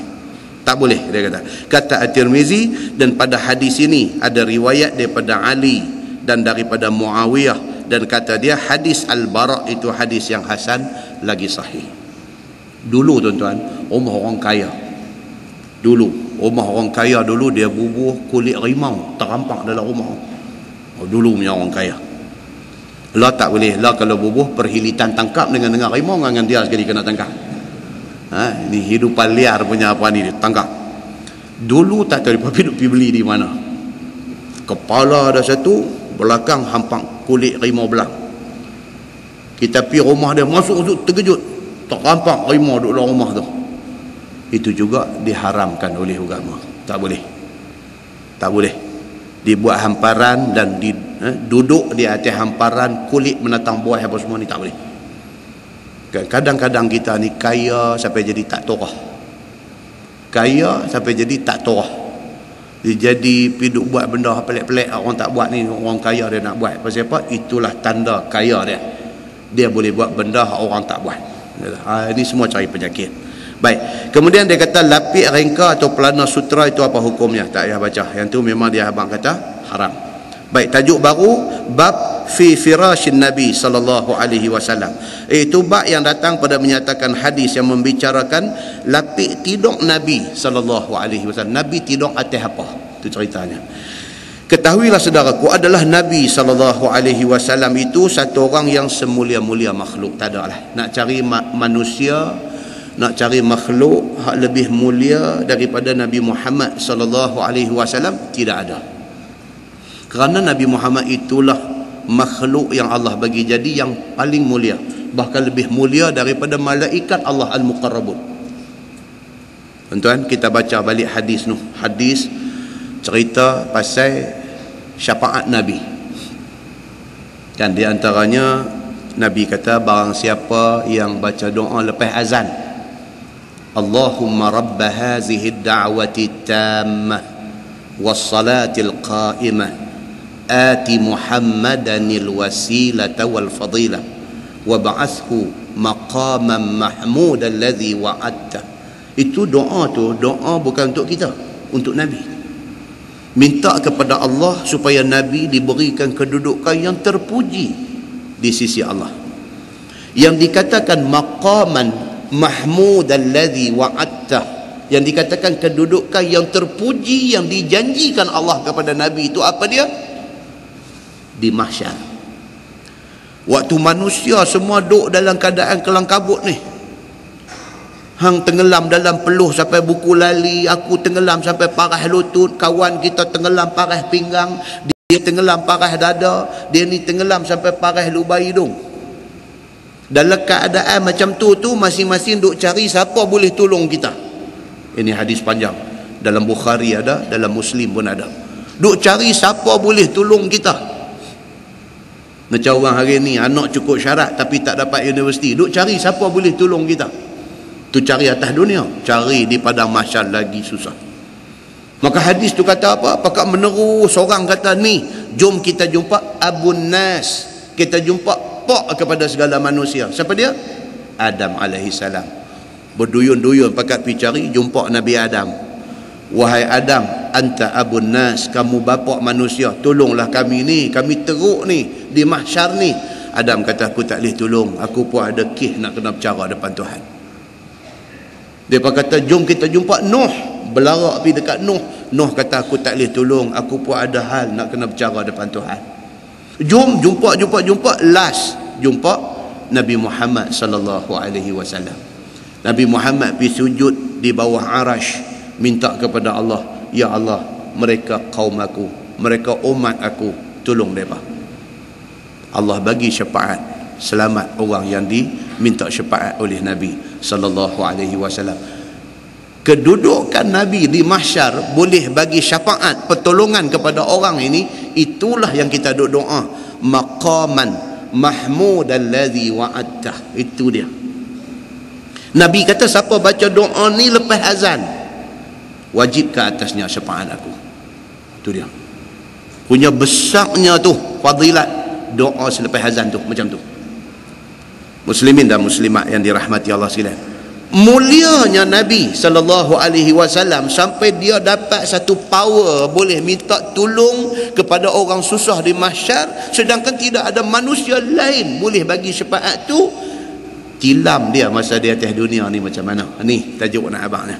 Dia kata tidak ada manusia yang lebih mulia daripada Nabi Muhammad sallallahu alaihi wasallam, kerana dialah semulia-mulia makhluk di sisi Allah. Tetapi tidaklah ia, yakni Nabi sallallahu alaihi wasallam, memadankan bagi kemuliaan dirinya itu dengan sedap dunia seperti raja-raja besar yang mulia memadankan diri mereka itu dengan nikmat dunia dan pemenuh hawa nafsu. Tapi Nabi ni macam tu punya kedudukan mulia, dia tak ambil kesempatan di atas dunia. Tak ambil kesempatan. Nabi sallallahu alaihi wasallam ni dia tak jahat lah, kita kata tak jahat. Kita hari ni kalau ada sikit kedudukan, kita akan ambil kesempatan habis-habisan. Apa juga opportunity kita grab. Kita adalah opportunis. Opportunis maksudnya orang yang sentiasa mengintai-ngintai peluang yang ada, nak grab. Tak kira ada kuasa, kita nak guna kuasa, nak grab. Ada kedudukan, kita guna kedudukan, nak grab. Ada duit, kita nak guna duit, nak grab. Nabi SAW tidak begitu. Dia nak abang tu kat kita. Makan mereka itu dengan makanan yang lazat-lazat. Orang lain kalau ada kedudukan ni, Allahu Akbar, segala-gala nak yang terbaik. Dan duduk mereka itu di atas tempat duduk yang halus-halus, dan berhabis-habis diri mereka itu mempersediakan tempat dengan apa yang jadi megah dan tinggi nama. Semua kira nak tunjuk dia punya status dia. Kalau orang lain, dia kata lagu tu, bersalahan Nabi kita sallallahu alaihi wasallam, tidaklah ia, yakni Nabi sallallahu alaihi wasallam, memandang kepada sedap diri dan menutup hawa nafsu. Nabi ni dia tak pandang benda ni. Itu. Bahkan diambilnya apa suatu yang tidak merosakkan badan dan tidak memberi gendala kepada menyediakan bekal akhirat. Nabi akan ambil ni ala kadar Jangan sampai benda tu menghalang Nabi buat ibadat. Itu maksud dia. Kerana yang sebenarnya sedap dunia itu tidak kekal. Nabi faham. Benda tu tak pergi ke mana, tuan-tuan. Duit berbilion-bilion, bukan million, bilion mati masuk kain kapan tu aja. Kunci Mercedes pun tak boleh bawa. Tu Zah kata kereta. Kunci pun tak boleh bawa. Pasal apa? Pasal kalau dia bawa pun tak boleh nak start apa. Dan yang kedua, anak pun tak boleh bawa. Pasal anak nak balas kereta tu. Kunci pun tak boleh bawa. Jangan kata nak bawa kereta. Begitu kesudahan semua orang. Dia kata, apakala ia tidak kekal, maka jadi sia-sialah menuntut dan merebut sedap dengan dia. Kalau benda tu tak kekal, kita hidup berebut sampai berkelahi adik-beradik kerana harta ni tak berbaloi lah. Kalaulah harta benda ni tak kekal, kita kerana nak berebut tanah sekangkang kera tu tak bercakap dengan abang kita, oh bukan orang cerdik lah buat kerja macam tu. Kerana nak berebut rumah murah sebiji itu, kita jadi berkerak rotan, berpatah harang dengan kok kita. Bodohlah orang yang buat kerja macam ni. Ni dia nak beritahu. Kalau kita ingat balik benda ni, nilai silaturahim dengan abang kok adik kita tu jauh lebih mahal daripada apa hak kita nak berebut tu. Tuan-tuan, benda ni kena jaga. Satu sahabat saya pensyarah USM ni kan, dia pernah cerita kat saya. Dia kata, ustaz, dia kata saya tak faham anak saya ni tak boleh baik. Dia kata anak saya ni, hak abang dengan hak adik berkelahi sepanjang masa, tak boleh nak baik. Sampai ke tahap kadang-kadang makan ni, kalau abang makan adik tak makan. Tak lagi baru dia makan. Dia jadi bermusuh, jadi tak boleh tengok muka. Awak dia jadi macam ni. Saya ni habis doa, habis bangkit malam semayang, minta dekat Allah bagilah keluarga jadi elok. Tak syok lah tengok adik-beradik jadi macam ni. Panggil duduk nasihat. Dia pun satu doktor PhD, Profesor Madya kan. Panggil anak duduk cakap elok-elok. Apa masalah? Tak boleh selesai ustaz, dia kata. Sekali pikiang punya pikiang, dia kata, teringat satu lah, dia dengan abang dia di kampung tu. Ada sikit lah masalah harta pusaka ni. Ada sikit. Tak ada teruk sangat. Dia kata cuma kecil hati lagu tu lah. Rasa macam ada sikit hak dia abang ambil. Lebih kurang sikit macam tu aja. Dan dia pun bukanlah berkelahi apa sangat. Cuma tawang hati. Tawang hati ni cerita dia tak telefon tanya abang. Cerita dia tak berasa nak pergi rumah dia. Cerita lagu tu lah. Tapi tak ada lah sampai memusuh teruk-teruk. Dia kata cuma tak bersembang pun bertahun dah lah. Dia kata tak bersembang. Tawang hati. Benci tak dia kata, tapi tawang hati. Mak pak dah tak ada. Jadi bila raya nak pergi ke mana, pergi rumah abang tu tak pergi. Pasal apa? Tawang hati. Fikir dia kata bincang dengan bini dia. Pasal ni kah? Dia kata yang anak pergi jadi macam ni. Dah tu duk cari hal lain tak nampak sebab. Terai tengok dia kata balik kampung pi abang pun terkejut tengok dia mai tak mai bertahun. Assalamualaikum abang, pi salam, peluk abang dia. Peluk abang dia yang mata turun darah apa kagu tu ni. Dia kata abang saya apa pun salah silap saya, apa pun saya minta maaf kat abang. Abang pun tu saya ingat apa. Tok saya duk patah balik tengok balik siapa betul siapa salah, sat lagi berkeli balik. Tok sah benda tu semua buang. Abang saya dunia akhirat. Abang terima saya jadi adik abang. Abang pun teriak elok. Allahu Akbar ustaz. Dia kata balik rumah on the spot anak jadi elok. On the spot jadi elok. Dia kata saya tak boleh bercakap apa. Saya tengok bini saya ayak mata, bini saya ayak mata. Tuan-tuan, Allah Subhanahu wa taala kadang-kadang Tuhan Maha adil, maha bijaksana. Dia macam tu aja. Hang buat tang ni, aku tarik tang ni. Hang buat tang ni, aku tarik tang ni. Tuhan, tuan-tuan. Satu orang gaji dah ada, halal apa semua cukup, pergi ambil rasuah. Dia pergi rosak kereta, kena roboh 5,000. Rasuah makan 500. Tuhan tarik 5,000.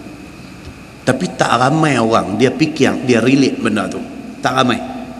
Dia cuma maki, dia pergi tendang tayar kereta tu. Dia kata Aku time tak ada duit, masa ni hang nak rosak, dia tendang tayar sekali. Dia tak nampak tu 500 yang dia ambil tu 5,000 Tuhan tarik tahun ni. Satu orang ada kedudukan, dia buat nayah orang di bawah dia. Dia buat nayah.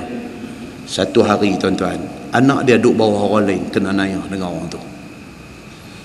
Bila anak dia kena nayah, dia marah ni tak tahu nak apa. Dia terlupa dulu masa dia duduk pada satu kedudukan, dia buat nayah orang.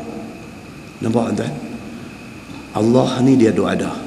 Dan dia duk observe tengok kita ni. Hang jangan ingat hang kena tani, hang kena tani. Tani hang dapat, tani hang tolak. Muslimin dan muslimat yang dirahmati Allah sekalian. Hanya orang yang ambil fikir nampak benda ni. Apa pun kita tak mau pergi terlibat dengan benda-benda macam ni. Baik, so dia kata maka itulah Nabi kita sallallahu alaihi wasallam. Tempat tidur tidak serupa dengan tempat tidur orang yang bersedak-sedak dalam dunia tadi. Padahal jikalau ia menuntut seperti keadaan raja besar dan orang-orang kaya dunia, tentulah boleh ia mendapatkannya. Nabi ni kalau dia nak, dia boleh dapat. Tuan-tuan, bukan manusia bagi kat dia, Tuhan nak bagi ke dia. Kalau Nabi nak, Tuhan nak bagi kat dia.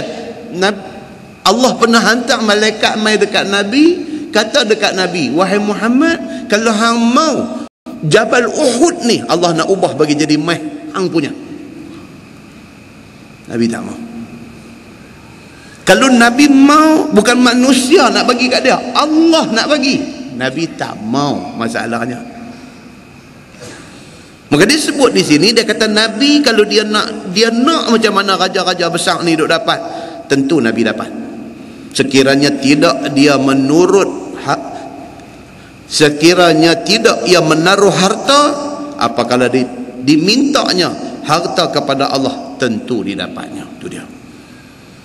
Dia sebut aja apa pun Tuhan bagi. Kalau Nabi SAW minta. No, dalam hadis syafaat tadi ni, bila umat dia mai jumpa dia minta, ya Nabi ya Allah tolong kami tak tahan dah dengan kegetiran mahsyar ni, tak tahan dah dengan matahari duk terjunkan, dengan peluh duk tenggelam, tak tahan dah, minta tolong. Nabi sujud kepala dia di bawah arash, minta kepada Allah, ya Allah ummati, ya Allah ini umat aku, ini umat aku. Baru sebut banyak tu, Allah kata dekat Nabi, irfa' ra'sak, angkat kepala hang. Allah tak boleh tengok Nabi letak dahi pergi minta dekat dia, Allah tak boleh tengok. Angkat kepala hang, sal, minta apa hang nak minta, u'ti, hang akan diberi apa yang hang mahu. Begitu Nabi SAW, dia tak minta habuan dia tak minta. Ni yang dia duk cerita ni, dengan tiada ia berusaha bersungguh-sungguh kepada dunia dan harta, tetapi harta Nabi SAW itu sangat banyak di dalam tangannya. Bacalah juzuk yang ke-11 kitab ini, mukadimah kita baca bulan lepas. Ingat lagi tak bulan lepas kita baca Sayyidina Ali bin Abi Talib pergi jumpa Nabi, nak pergi jumpa Sayyidina Abu Bakar As-Siddiq, nak tuntut harta peninggalan Nabi. Abu Bakar kata no, tak boleh. Pasal apa? Pasal apa yang Nabi tinggal tidak boleh dipesakai. Nak abang kata ada harta, bukan Nabi cari harta yang dia dapat daripada bahagian dah dalam perang sabilillah. Bila berlaku perang 1/5 bahagian Nabi, benda-benda tu jadi harta dia. Dia tak pernah ambil tahu pun harta-harta tu semua. Bila wafat Nabi SAW, keluarga pitanya tentang benda-benda ni. Yang kemudiannya apabila Abu Bakar jawab minta maaf, pasal apa? Pasal Nabi bapa mentua hang pesan bahawa dia tidak boleh diwarisi, aku tidak boleh bagi dekat hangpa. Ali bila dengar macam tu, okey, kalau betul Nabi kata lagu tu, okey, balik abang dekat Fatimah, bapa hang dah pesan apa yang dia tinggal bukan untuk diwarisi. Muslimin dan muslimat yang dirahmati Allah sekalian, dapat tahu berapa banyak harta Nabi tu. Kalau kita baca hadis, kita baca mukadimah bulan depan, kita tahulah banyaknya harta peninggalan Nabi. Tetapi tiada bergantung Nabi dengan kesedapan yang fana itu. Nabi tak peduli itu semua. Itulah sehingga lapik tempat tidurnya pun daripada kulit berisi sabut. Tu tilam Nabi, kulit buah sabut dalam, begitu aja. Sebagaimana hadis dikeluarkan oleh Imam At-Tirmizi, kata dia an Aisyah qalat innama kana firashun nabi sallallahu alaihi wasallam allazi yanamu alaihi adaman hashwuhu lif. Diriwayatkan daripada isteri Nabi sallallahu alaihi wasallam, Aisyah radhiyallahu anha, kata dia hanya sanya adalah tempat lapik tidur Nabi sallallahu alaihi wasallam ialah kulit berisi sabut di dalamnya. Tu aja tilam dia. Dan kata At-Tirmizi, bermula ini hadis hasan lagi sahih, dan pada bab ini ada riwayat daripada Hafsah dan daripada Jabir. Baik, dia kata membuat tilam dan tikar bantai itu boleh ke tak boleh? Boleh tak boleh kita buat tilam? Tilam kita dah bukan sabut lah, tilam kabu pun tak ada dah lah ni kan. Dulu zaman kita kecil-kecil dulu, mak kita tilam kabu, belakang dapur rumah pokok kabu, 3 pokok kabu dah ada kan. Dulu zaman dulu pokok apa? Tanam semua pokok hak ada manfaat aja. Pokok kabu pasal apa? Nak buat tilam, nak buat bantai. Pokok setui pasal apa? Pasal nak menyicah sambil belacan. Pokok setak, pokok rekup, budak lah pun tak tahu dah. Dia kata buah apa ke benda tu, setui pun tak pernah dengar, rekup lagi tak pernah dengar. Rekup kan. Pokok muyu nama dulu budak-budak lah tahu muyu. Muyu makan sampai jadi biru mulut ni, buah muyu kan. Zaman kita budak-budak tu buah cenerai pun jadi makan. Duk ronda dalam semak, dalam hutan pakai seluar pendek, baju tak pakai, tapi bukan istimalus samak lah. Pakai juga seluar pendek tu, pakai juga, pergi duk ronda miang satu badan ni, jumpa biji cenerai pun makan dulu kan. Lah mana lah ayah balik main, ayah tak beli apple lah. Apple lah ni, stui, star ni semua tak tahu pun buah tu macam mana, tak tahu kan. Kalau ayah dia bawa balik, kata pokok stui pun payah cari dah, katalah pergi jumpa pokok stui bawa balik main, dia ingat bola seralat, dia punggai kawan dia. Nampak? Nabi SAW dulu begini keadaan dia. Sabut, ambil posok buat bantai, tidur berbantalkan bantal sabut, dan juga bertilamkan tilam sabut. Dia kata, bermula hadis itu hadis hasan. Baik, nak buat bantai, tilam, tikar ni boleh tak boleh? Kata Imam Nawawi rahimahullahu taala, pada umpama hadis itu dalil atas harus membuat dan mengambil dan menggunakan tikar, bantai, tilam dan tidur di atasnya. Tak salah. Cuma berlebih-lebih itu salah lah. Tilam 8 inci, 8 inci tilam, nama pun King Coil nama, Sweet Dream. Tilam saja RM1,800. Tilam saja RM1,800. Tilam saja. Ada yang dengar, dia kata RM1,800 tak ada apa Ustaz, rumah saya RM15,000 Ustaz tilam. Itu hang punya pasal lah. Kita dengar RM1,800 pun naik sejuk kaki dah. RM1,800 mahal tak kira dah tu. Pasal apa? Standard kita ni RM250, RM300 ya tilam. RM1,800 pun mulut kita dah. Ada kawan dia, saya punya 15 Ustaz, tu pun hasil 22,000, tawak dapat 15,000. Lagi mahal, lagi tebal, lagi sedap tidur, lagi tak tahajud malam. Pasal tak boleh bangkit. Tilam mahal ni dia ada satu magnet, dia bukan tarik besi, dia tarik badan. Jaga, bukan tak teringat ni, aku ni tahajud 2 rakaat pun tak buat ni, duk nak bangkit tak boleh, dia duk tarik belakang tu. Dia duk tarik tu yang kata RM1,800 tu, 15 dia terbenam dalam tilam tu ya lah. Dia duk tarik belakang ni. Kan Nabi kata ada 3 kan, tiap-tiap kali kita tak kepala tidur, ada 3 ikatan iblis. Nabi kata ada 3 ikat kat kita ni. Satu, bila kita boleh bangkit daripada tilam, 1 ikatan terongkai. Dia kata ada 2 lagi. Bila kita masuk pancung ambil ayat semayang, 2 ikatan terongkai. Nabi kata ada 1 lagi. Bila kita berdiri Allahu Akbar, 3 terongkai.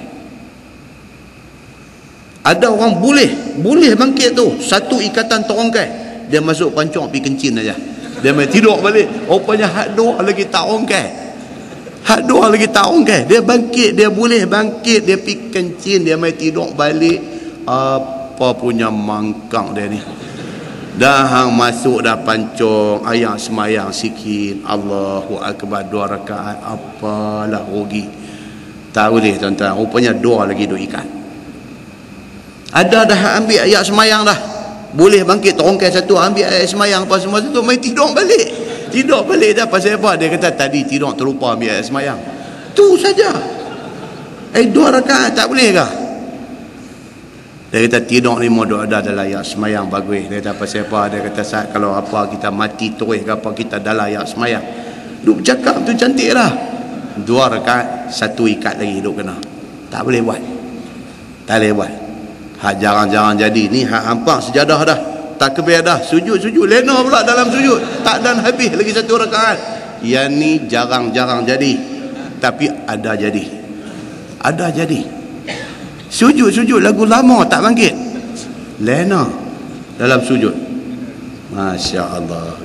Inilah tuan-tuan. So dia kata buat tilam, buat tikar, buat bantai itu harus tidak menjadi satu kesalahan. InsyaAllah lepas ni kita sambung bab fil qamis.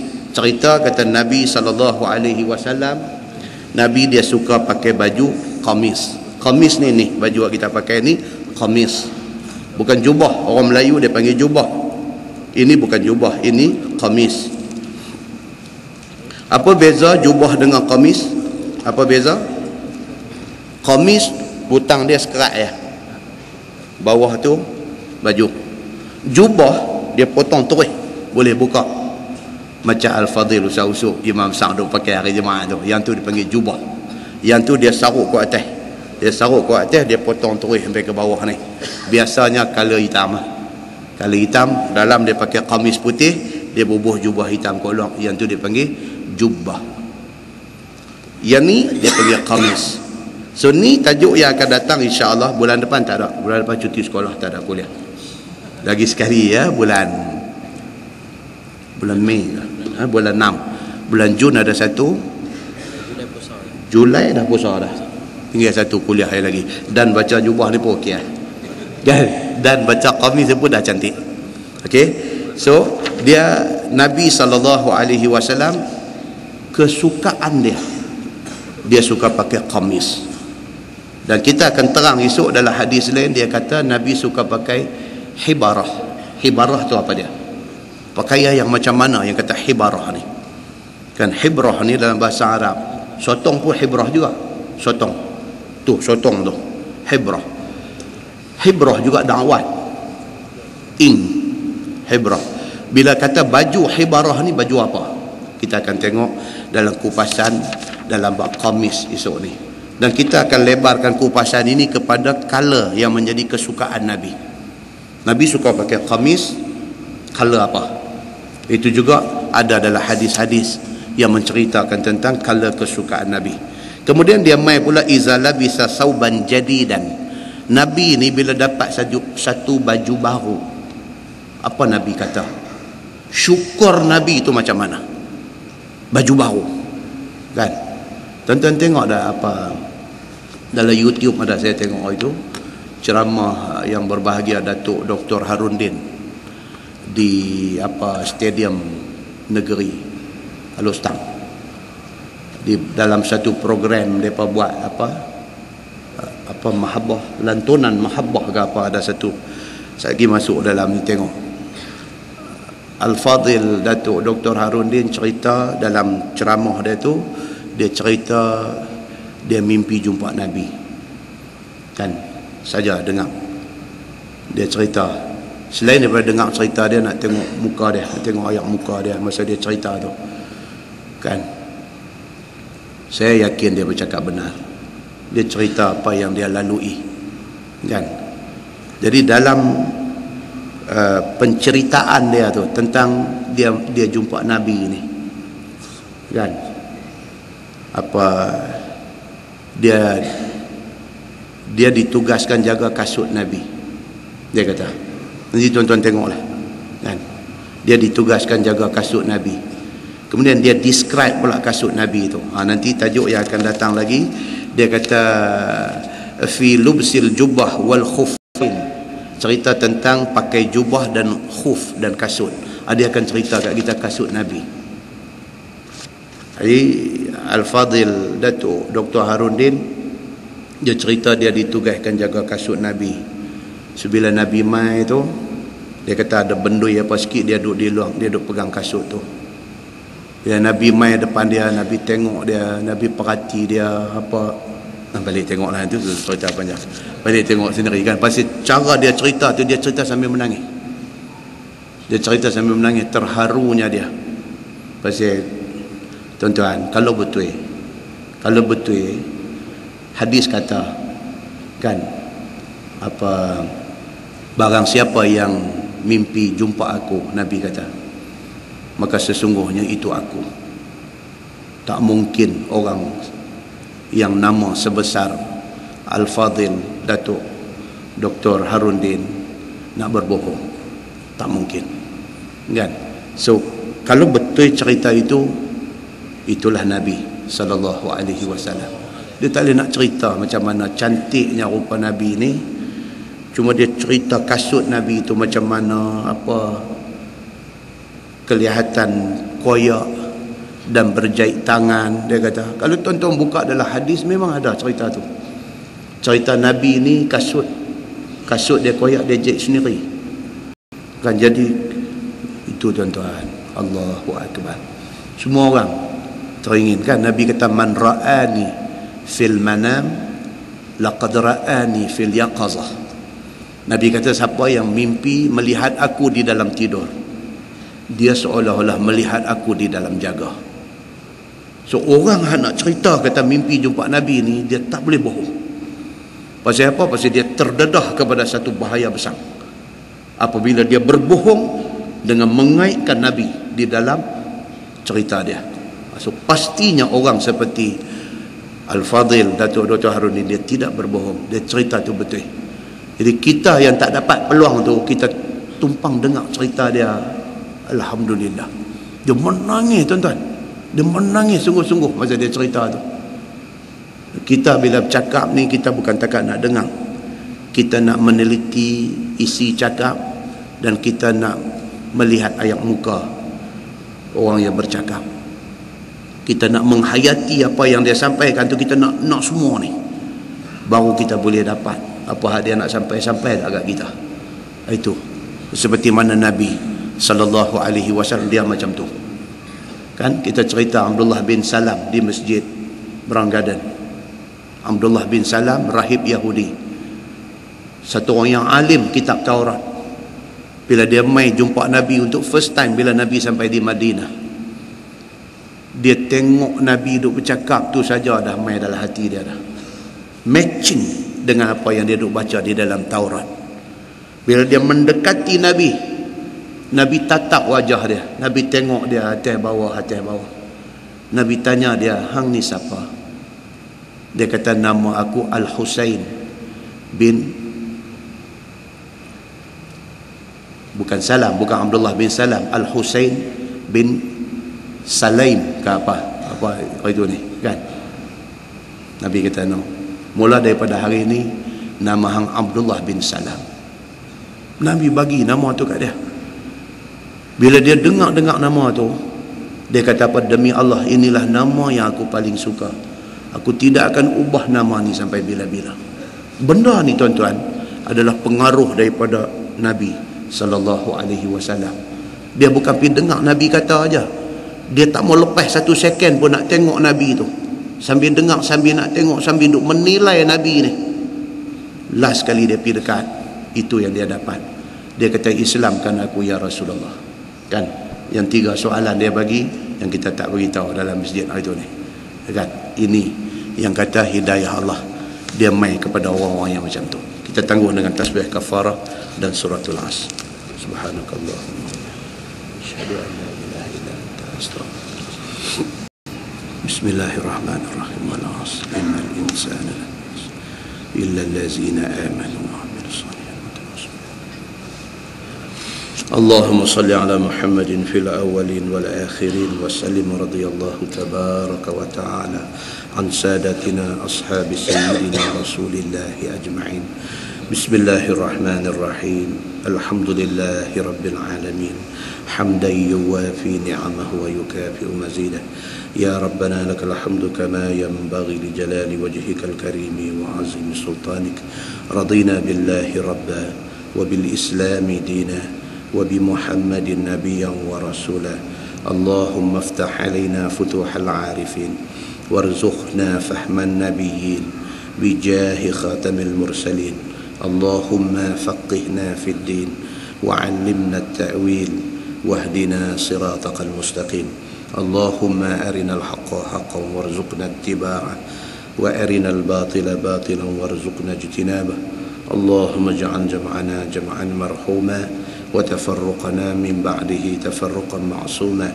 وصلى الله على محمد وعلى آله وصحبه وسلم والحمد لله رب العالمين. السلام عليكم.